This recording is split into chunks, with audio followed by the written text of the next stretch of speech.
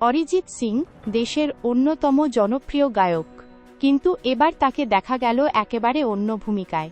হাতে হাতুড়ি, পাশে লোকলস্কর, আর পেরেক পুঁতছেন খোদ অরিজিৎ নিজে। ঘটনাটি ঘটেছে বোলপুরে, যেখানে তিনি নিজেই তৈরি করছেন তার পরিচালিত প্রথম হিন্দি সিনেমার সেট। ছবির নাম সম্ভবত ভয়। ধল্লার সায়ারা গ্রামে নির্মাণ হচ্ছে সাঁওতালি মাটির বাড়ির আদলে বাড়ি ও বহনযোগ্য টেরাকোটা মন্দির। অরিজিৎ নিজে দাঁড়িয়ে থেকে তদারকি করছেন প্রতিটি কাজের। শুধু নির্দেশই নয়, দরকারে নিজেই হাত লাগাচ্ছেন কাঠামো তৈরিতে। এই দৃশ্য দেখে অবাক ভক্তরা।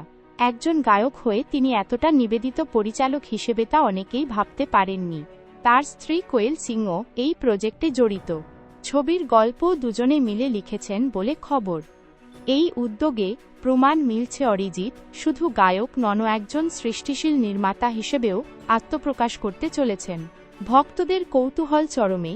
এই ছবি মুক্তি পেলে তা কেমন হবে তা দেখার জন্য অধীর আগ্রহে অপেক্ষা করছে গোটা দেশ।